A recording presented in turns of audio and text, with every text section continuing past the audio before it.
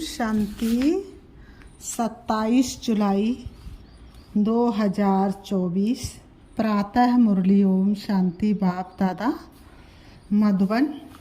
आज प्यारे बाबा ने सुनाया, मीठे बच्चे बाप समान रहमदिल और कल्याणकारी बनो। समझदार वह जो खुद भी पुरुषार्थ करे और दूसरों को भी कराए। मीठे बच्चे बाप समान रहमदिल और कल्याणकारी बनो। समझदार वह जो खुद भी पुरुषार्थ करे और दूसरों को भी कराए। आज की मुरली से बाबा ने प्रश्न किया है, तुम बच्चे अपनी पढ़ाई से कौन सी चेकिंग कर सकते हो? तुम्हारा पुरुषार्थ क्या है? तुम बच्चे अपनी पढ़ाई से कौन सी चेकिंग कर सकते हो? तुम्हारा पुरुषार्थ क्या है? उत्तर में बाबा ने बताया, पढ़ाई से तुम चेकिंग कर सकते हो कि हम उत्तम पाठ बजा रहे हैं। बाबा ने कहा, पढ़ाई से कौन सी चेकिंग कर सकते हो कि हम उत्तम पाठ बजा रहे हैं या मध्यम या कनिष्ठ। खुद ही खुद को जान सकते हैं। बाबा ने कहा, सबसे उत्तम पाठ उनका कहेंगे जो दूसरों को भी उत्तम बनाते हैं, अर्थात सर्विस कर ब्राह्मणों की वृद्धि करते हैं। खुद में जो उलझा रह जाए, काम किसी के ना आए, और वह जीवन भी क्या जीना जो खुद में जिए खुद में ही मर जाए। बाबा ने कहा, तुम्हारा पुरुषार्थ है पुरानी जुत्ती उतार नई जुत्ती लेने का। जब वो आत्मा पवित्र बने तब उसे नई पवित्र जुत्ती शरीर मिले। बाबा ने कहा, आत्मा पवित्र बनेगी तभी तो पवित्र शरीर मिलेगा। आत्मा अपवित्र है तो नया शरीर मिल ना सके। इसलिए बाबा ने कहा, ओम शांति। बच्चे दो तरफ से कमाई कर रहे हैं। एक तरफ है याद की यात्रा से कमाई और दूसरी तरफ है 84 के चक्र के ज्ञान का सिमरण करने से कमाई। बाबा कहते हैं, इसको कहा जाता है डबल आमंदनी, और अज्ञान काल में होती है अल्पकाल क्षण भंगुर सिंगल आमंदनी। यह तुम्हारी याद की यात्रा की आमंदनी बहुत बड़ी है। आयु भी बड़ी हो जाती है, पवित्र भी बनते हो, सभी दुखों से छूट जाते हो। बहुत बड़ी आमंदनी है।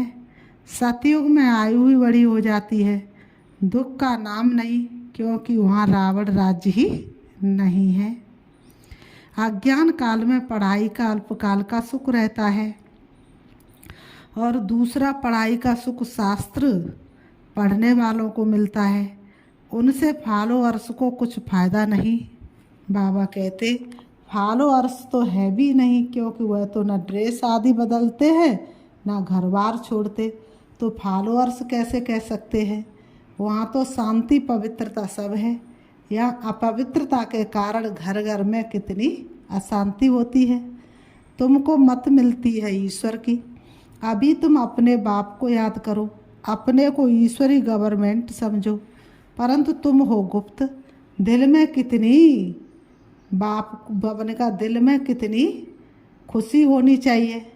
तुम बच्चों की दिल में क्या होनी चाहिए? खुशी होनी चाहिए। कितनी खुशी होनी चाहिए। अभी हम हैं श्रीमत पर, उनकी शक्ति से सतो प्रधान बन रहे हैं। यहाँ तो कोई राज भाग लेना नहीं है। हमारा राज भाग होता ही है नई दुनिया में। अभी उसका बाबा ने कहा मालूम पड़ा है। इन लक्ष्मी नारायण के 84 जन्मों की कहानी तुम बता सकते हो। भले कोई भी मनुष्य मात्र हो, कैसा भी हो, कोई पढ़ाने वाला हो, परंतु एक भी ऐसे कह नहीं सकते। बाबा कहते कि आओ तो हम इन्हों के 84 जन्म की कहानी बताएं। भले ही कोई शास्त्रवादी है, भले ही कोई वेदों का ज्ञाता है, लेकिन लक्ष्मी नारायण की जीवन कहानी को कोई बता ना सके। तुम्हारी बुद्धि में अब स्मृति रहती है, विचार सागर मंथन भी तुम करते हो। बाबा कहते, तुम क्या करते हो? विचार सागर मंथन भी करते हो। अब तुम हो ज्ञान सूर्यवंशी, फिर सतयुग में कहा जाएगा विष्णुवंशी। ज्ञान सूर्य प्रगटा, अज्ञान अधेर विनाश। इस समय तुम्हें ज्ञान मिल रहा है ना, ज्ञान से ही सदगति होती है। आधा कल्प ज्ञान चलता है, फिर आधा कल्प अज्ञान हो जाता है। बाबा कहते ये भी ड्रामा की नूंद है। तुम अभी समझदार बने हो, जितना जितना तुम समझदार बनते हो औरों को भी आप समान बनाने का पुरुषार्थ करते हो। तुम्हारा बाप रहमदिल कल्याणकारी है तो बच्चों को भी बनना है। बाप कैसा है? रहमदिल भी है और कल्याणकारी भी है, तो बच्चों को भी रहमदिल बनना है और कल्याणकारी बनना है। बच्चे कल्याणकारी ना बने तो उनको क्या कहेंगे? गायन भी है ना, क्या गायन है? हिम्मते बच्चे मत दे बाप, ये भी ज़रूर चाहिए, नहीं तो वर्षा कैसे पाएंगे? सर्विस अनुसार तो वर्षा पाते हो ना। ईश्वरी मिशन होना, जैसे क्रिश्चियन मिशन इस्लामी मिशन होती है, वह अपने धर्म को बढ़ाते हैं। तुम अपने ब्राह्मण धर्म और देवी देवता धर्म को बढ़ाते हो। तुम परमात्मा से मिलाते हो। तुम नई दुनिया का मालिक बनाते हो। ड्रामानुसार तुम बच्चे जरूर मददगार बनेंगे। कल्प पहले जिन्होंने मदद की होगी वो जरूर मदद करेंगे ईश्वरी कारोबार में। बाबा ने कहा कल्प पहले जो पाठ बजाया वही बजाएंगे। बाबा ने कहा हर किसी का पाठ बजता रहेगा, तो बाबा कहते हुए ज़रूर बजाएंगे। तुम देख रहे हो हर एक का अपना उत्तम मध्यम कनिष्ठ पाठ, तुम देख रहे हो हर एक अपना उत्तम मध्यम कनिष्ठ पाठ बजा रहे हैं। सबसे उत्तम पाठ वह बजाते हैं जो उत्तम बनाने वाला है। तो सभी को बाप का परिचय देना है और आदि मध्य अंत का राज समझाना है। ऋषि मुनि आदि नेति नेति कहते गए हैं। बाबा कहते हैं और फिर कह देते सर्वव्यापी है और कुछ नहीं जानते। ड्रामा अनुसार आत्मा की बुद्धि भी तमो प्रधान बन जाती है। शरीर की बुद्धि नहीं कहेंगे, आत्मा में ही तो मन बुद्धि है। बाबा कहते हैं आत्मा में ही मन बुद्धि है। ये अच्छी रीति समझकर और फिर बच्चों को चिंतन करना है। फिर समझाना होता। वो लोग शास्त्र आदि सुनाने के लिए कितने दुकान निकाल बैठे हैं। तुम्हारी भी दुकान है। बड़े बड़े शहरों में बड़े दुकान चाहिए। बच्चे जो तीखे होते उनके पास खजाना बहुत रहता है। इतना खजाना नहीं है तो कोई को दे भी नहीं सकते। धारणा नंबरवार होती है। बच्चों को अच्छी रीति धारणा करनी है जो किसी को समझा सके। बात कोई बड़ी नहीं है, सेकंड की बात है। बाप से वर्षा लेना है। तुम आत्मा बाप को पहचान गए हो तो बेहद के मालिक हो गए। मालिक भी नंबरवार होते हैं। राजा भी मालिक तो प्रजा भी कहेगी हम भी मालिक हैं।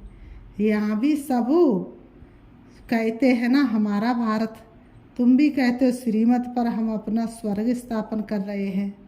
बाबा कहते फिर स्वर्ग में भी राजधानी है। अनेक प्रकार के दर्जे हैं। पुरुषार्थ करना चाहिए ऊंच पद पाने का। बाप कहते जितना अभी पुरुषार्थ कर पद पाएंगे वही कल्प कल्पांतर के लिए होगा। इम्तिहान में कोई की कम मार्क्स हो जाती है तो फिर हार्ट फेल भी हो जाते हैं। कोई कम मार्क्स हो जाती तो क्या हो जाते? हार्ट फेल भी हो जाते हैं। तो बाबा कहते हैं ये तो है बेहद की बात। पूरा पुरुषार्थ नहीं किया तो फिर दिल से किस्त भी होंगे। बाबा ने कहा सजा भी खानी पड़ेगी। पूरा पुरुषार्थ नहीं किया तो फिर दिल से किस्त भी होंगे और सजा भी खानी पड़ेगी। उस समय कर ही क्या सकेंगे? कुछ भी नहीं। आत्मा क्या करेगी? वो लोग तो जीव घात करते डूब मरते, इसमें घात आदि की बात नहीं। आत्मा का तो घात होता नहीं, वह तो अविनाशी है। बाकी शरीर का घात होता है जिससे तुम पाठ बजाते हो। अभी तुम पुरुषार्थ करते हो। ये पुरानी जुत्ती उतार हम नई दैवी जुत्ती ले लेवे। ये कौन कहते हैं? आत्मा। जैसे बच्चे कहते हैं ना हमको नया कपड़ा दो, हम आत्माओं को भी नया कपड़ा चाहिए। बच्चे कहते ना माँ बाप से हमको कपड़ा नया दो, तो हम आत्माओं को भी नया कपड़ा चाहिए। बाप कहते तुम्हारी आत्मा नई बने तो शरीर भी नया चाहिए, तब शोभा है। आत्मा के पवित्र होने से 5 तत्व भी नए बन जाते हैं। 5 तत्वों का ही शरीर बनता है। जब आत्मा सतो प्रधान है तो शरीर भी सतो प्रधान मिलता है। आत्मा तमो प्रधान तो शरीर भी तमो प्रधान है। इस समय लास्ट का जब समय आता है, आत्मा सतयुग से कलयुग तक पाठ बजाते बजाते कलाहीन हो जाती है, तो इस समय देखो शरीरों में कितनी बीमारी लगी पड़ी है। अब सारी दुनिया के पुतले तमो प्रधान हैं। दिन प्रतिदिन दुनिया पुरानी होती जाती है, गिरती जाती है। नए से पुरानी तो हर एक चीज़ होती है, पुरानी हो फिर डिस्ट्रॉय होती है। ये तो सारी सृष्टि का सवाल है। नई दुनिया को सतयुग, पुरानी को कलयुग कहा जाता है। बाकी संगम युग का तो किसको भी पता नहीं है। बाबा कहते हैं तुम ही जानते ये पुरानी दुनिया बदलनी है। बाबा कहते ये पुरानी दुनिया अब चलने वाली नहीं है, बदलनी है। अब बेहद का बाप, जो बाप टीचर गुरु है, बेहद का बाप क्या है? बाप भी है, टीचर भी है, गुरु भी है। तो उनका फरमान है कि पावन बनो। काम जो महाशत्रु है उन पर जीत पैन जगत जीत बनो। बाबा कहते जगत जीत अर्थात विष्णु वंशी बनो। बात एक ही है। इन अक्षरों का अर्थ तुम जानते हो, इन अक्षरों का अर्थ अब तुम बच्चे जानते हो। पहले तो तुम भी अंधश्रद्धा में थे। बच्चे जानते हमको पढ़ाने वाला बाप है, कोई देहधारी मनुष्य के ये महावाक्य नहीं, स्वयं भगवान हमें पढ़ाने वाला है। पहले तो ये पक्का निश्चय चाहिए कि स्वयं भगवान धरती पर आकर के मनुष्य से देवता बनने की पढ़ाई पढ़ा रहे हैं। बच्चा बड़ा होता है तो बाप को याद करना पड़े ना, फिर टीचर को, फिर गुरु को याद करना पड़े। ज़िंदगी की शुरुआत माँ बाप से होती है, फिर टीचर चाहिए, फिर लास्ट में गुरु चाहिए। किस लिए चाहिए? गुरु सदगति के लिए। तो भिन्न भिन्न समय पर तीनों को याद करेंगे। बाबा ने कहा जैसे जैसे शरीर की आयु बढ़ती जाएगी वैसे वैसे चेंज होता जाएगा, तो भिन्न भिन्न समय पर तीनों को याद करेंगे। बाबा ने कहा भिन्न भिन्न समय पर तीनों को याद करेंगे। यहाँ तो तुमको क्या करना है? यहाँ तो तुमको तीनों ही इकट्ठे एक ही टाइम मिले हैं, तीनों इकट्ठे एक समय पर मिले हैं। बाप टीचर गुरु एक ही है। वो लोग तो वानप्रस्थ का भी अर्थ नहीं समझते हैं। वानप्रस्थ में जाना इसलिए समझते गुरु करना चाहिए। 60 वर्ष के बाद गुरु करते, ये कायदा अभी ही निकला है। बाप कहते इनके बहुत जन्मों के अंत में वानप्रस्थ अवस्था में मैं इनका सदगुरु बनता हूँ। बाबा भी कहते हैं 60 वर्ष बाद सदगुरु किया है, जबकि निर्वाण धाम जाने का समय है।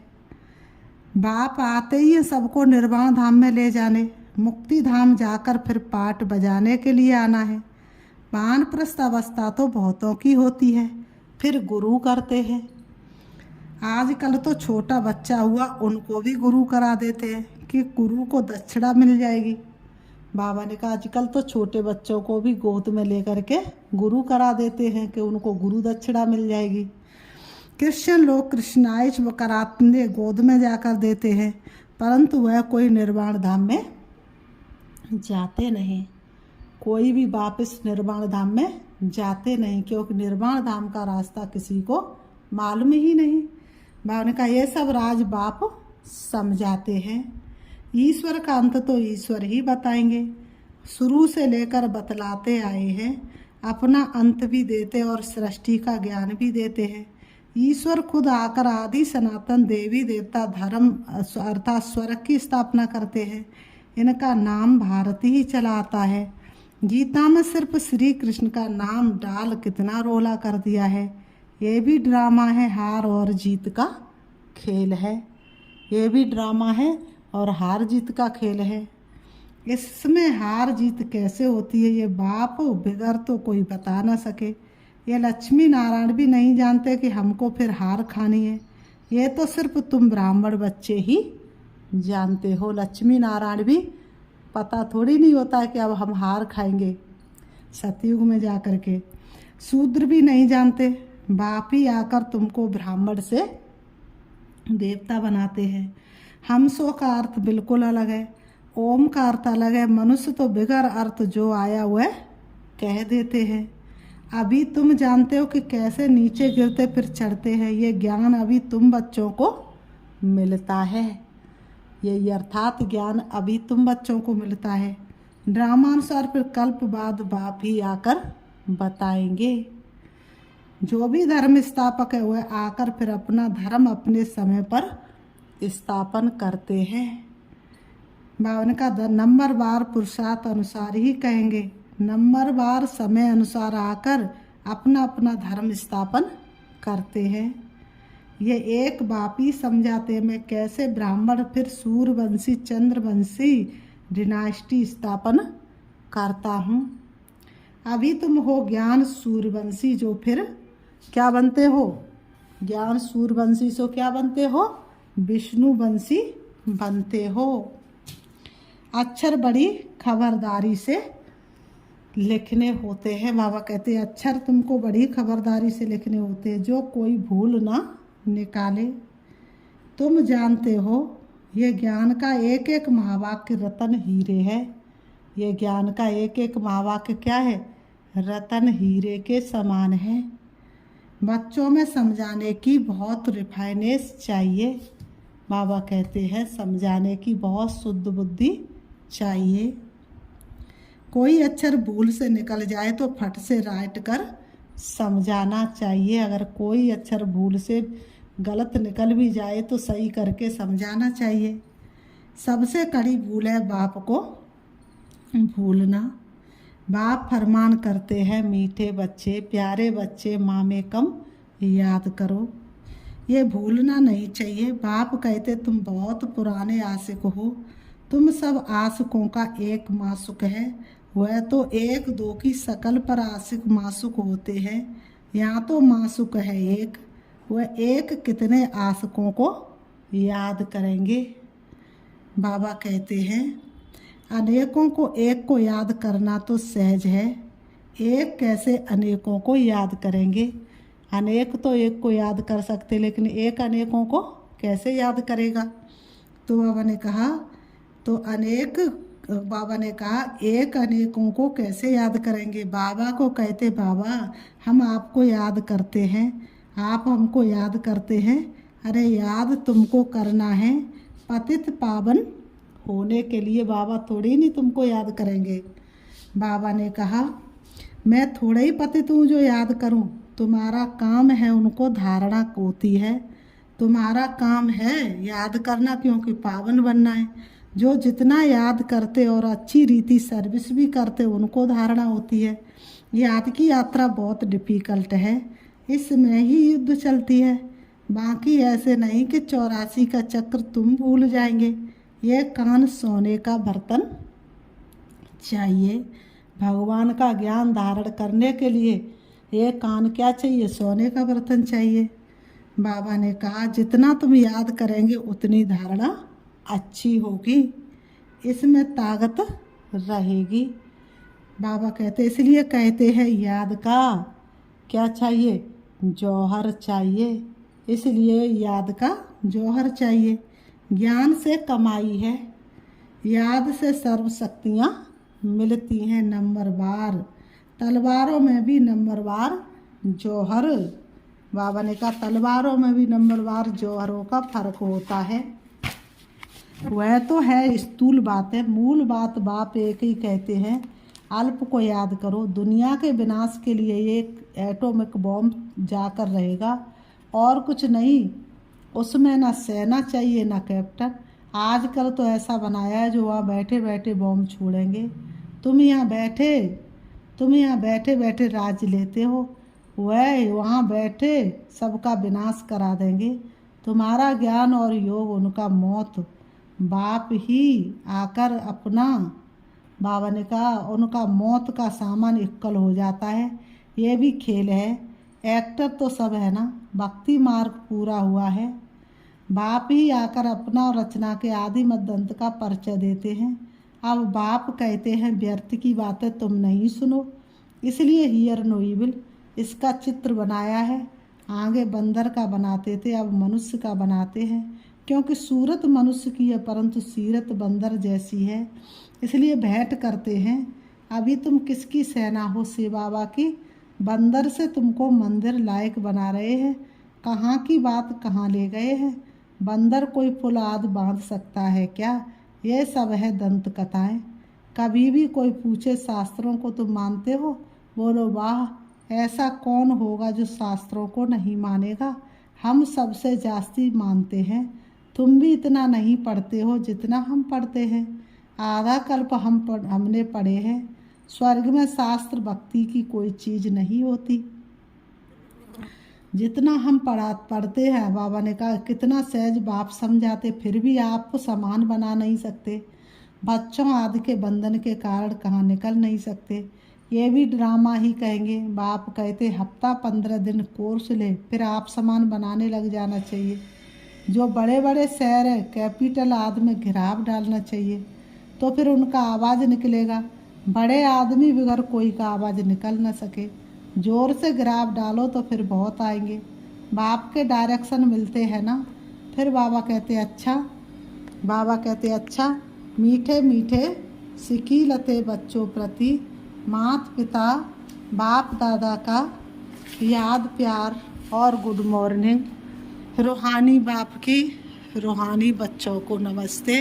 हम रूहानी बच्चों की रूहानी बाप दादा को याद प्यार और नमस्ते नमस्ते नमस्ते नमस्ते।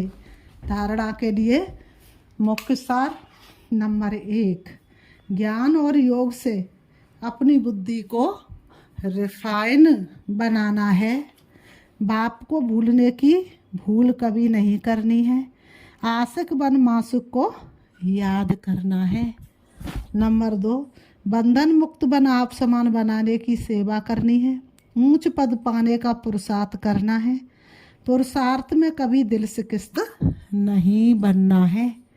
आज की मुरली से वरदान 1 मिनट की एकाग्र स्थिति द्वारा शक्तिशाली अनुभव कराने वाले एकांतवासी भव। 1 मिनट की एकाग्र स्थिति द्वारा शक्तिशाली अनुभव कराने वाले एकांतवासी भव। स्पष्टीकरण है, एकांतवासी बनना अर्थात कोई भी एक शक्तिशाली स्थिति में स्थित होना। चाहे बीज रूप स्थिति में स्थित हो जाओ, चाहे लाइट माइट हाउस की स्थिति में स्थित हो, विश्व को लाइट माइट दो, चाहे फरिश्तेपन की स्थिति द्वारा औरों को अव्यक्त स्थिति का अनुभव कराओ।